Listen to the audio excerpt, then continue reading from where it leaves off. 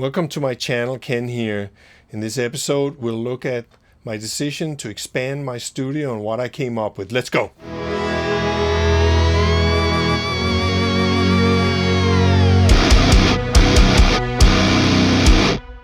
A few months ago, I was hired to install an expansion for another composer studio, and we aggregated his device on a Mac to his other interface, and it worked without a hitch, and it worked really well actually. So I got inspired to expand my own studio because I had the need.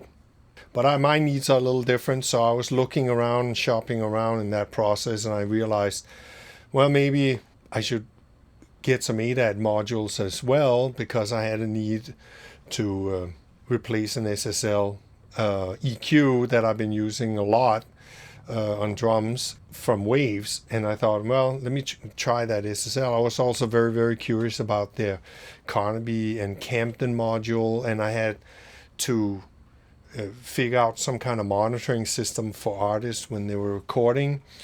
So I had all these needs that were very specific, and as I was looking around, and I met Cranborne over at NAMM, and we went through all the stuff together, and I figured, wow, this kind of solves all my problems, but I wonder how it will work with my Aurora N interface that I really, really like, because if I had to get another Aurora N, it would be very, very expensive, and it might not actually do what I needed. I figured, well, let me give this Cranborne R8 a try. So as far as the specs are concerned, it has 28 ins and 30 outs, which I didn't understand at first, to be honest with you. It's like, why does it have all these IOs? But now that I understand it, because you can expand this with, especially with ADAT, so you can get more modules or more IOs and so forth and so on. I got an opportunity to try it out in my studio for a month, and that was great, because I was very skeptical that I could get this to work seamlessly with my Aurora N. And as I was learning more about it while having it here in the studio, I realized there was a lot of pluses here that I hadn't even considered, and I'll go through those. So besides the conversion quality being very good, albeit not quite at the level that I think the Aurora N is performing at. But I use the Aurora N's clock to clock the entire system, where I think the Aurora N's clock is excellent, state-of-the-art stuff. So that worked out really well right off the bat. So everything is clocked through the Aurora N. Now, getting a converter with 500 modules in it, being curious about those modules, I got to try these modules as well. So I'll talk about that in another video, but let's just say that I love what I'm hearing, and having the opportunity to expand and all that is great. So you have this N22 box, which is has the ability to run remotely or far away from the module in a cheap way using Ethernet cable. That's also great. The headphone amp in this is very powerful, but the headphone amp in the R8 blew me away, because it has so much power. It's not the greatest preamp I've ever heard for headphones, but it certainly is loud, which sometimes is all you need. Sometimes you don't need pristine, because I already have pristine from the Benchmark and from the Lynx. This one sounds good, but it's not on that level in sound quality, but it certainly plays loud, which is really good, in addition to my arsenal for headphones, as well as being able to shoot it out through these Ethernet cables.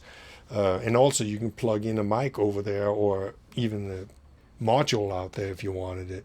Of course, it's going to take the place of whatever slot it's in, because it only has 8 analog slots in this unit. If you want more, you got to get the ADAT unit and expand, and I guess at 48K you can expand it with 2 of them. So that will bring the total of analog IOs up to 24 IOs. That's a lot. And also, let me just talk about these surprises that I hadn't considered about this unit that was great. It has a switch inside the unit behind the 500 slots where you can just turn off the 500 slot and use it as an IO, meaning on the XLR plug inputs and outputs. So therefore you can have outboard gear plugged directly into it. That's pretty convenient actually, and it's very well thought out, I thought. So if you put a 500 module in, you got to switch that switch. It has these insertion points on each channel in the back. So 8 channels with an insert points on each of them, which I found extremely helpful. I'm putting my Eventide H90 pedal in the same slots the mic pre's are in. So if I use them as a mic pre, I'll just disconnect the H90. When I'm mixing or using it as an effects unit, then I'll use the Camdens as like kind of a channel strip, level control, as well as it has this mojo button that you can kind of add color to it.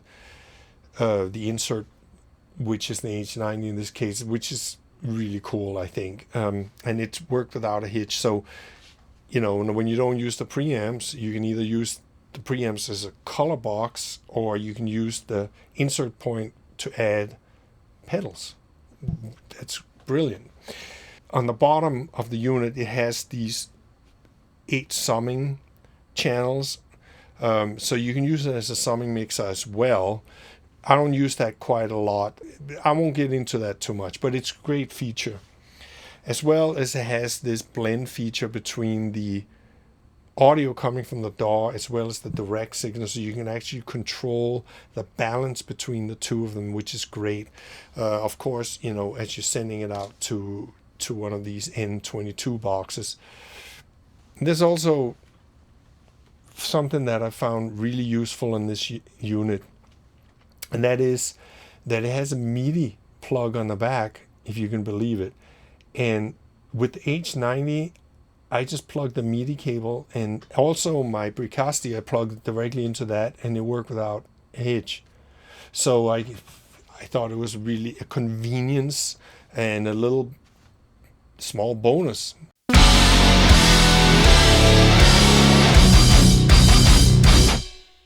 Now here are my problems I've had with it. So as far as the round trip that goes through your DAW to use as an outboard, let's say for the SSL EQ, for example, you can encounter these problems where it's not in time with the rest of the round trips that are happening. So the music is out of time. So you got to remeasure the round trip on occasion, but it's pretty obvious and you hear right away. But I've had to do that on occasion, especially when I open a new project or I switch projects. You know, you have to remeasure that round trip, and then everything is set. So that it's just like another little roundabout thing that has to be done. But the second thing is that this thing gets hot. So don't put anything right on top of it. It needs some air above it. So at least one rack space is required for it to dissipate all this heat that comes from this unit, because it gets hot, especially with those modules in there. Of course, it's not only the R8, the 8500 rack is going to get hot, but this one in itself, because it's a converter, it also gets hot by itself. As far as these remote modules or expansion modules, the N22s, they need an Ethernet cable to work, and having an Ethernet cable is pretty good and cheap, and it's a brilliant idea. However, I have tons of 5E cables and 6 cables, Cat 6s, and none of them worked. Not one of them. So I was going, what the heck, is the unit not working or whatever?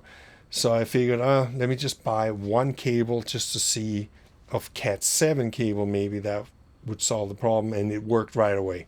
So the thing I'm suspecting here is that it has to be balanced, the Cat cable, and my Cat cables are pretty old, and they weren't apparently balanced. So But the good news is the cat cables are pretty cheap, so it's not a big deal to buy $20 worth of cables for that, but still is something to keep in mind.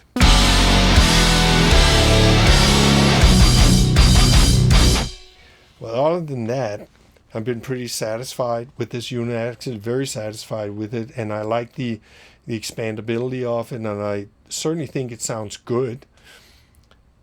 It doesn't sound as good as the Aurora N conversion, clearly, but that's also far more expensive. And also, like the ubiquitous USB 2, gotta be careful with that, because if you up the sample rate to 96 or even higher, you're going to start cutting down on your channel count on this unit. And if you just have one unit, you might get away with it, but if you have it cascading and you have more connected to it, you might get into trouble by not having the channel count that you expect. Other than that, it's been working without a problem, other than what I mentioned earlier, and those are mostly initial problems or things to be aware of. So yeah, I like it. I'm glad I made this decision, and so far so good.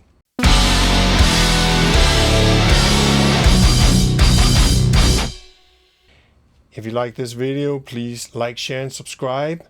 And until next time, take care.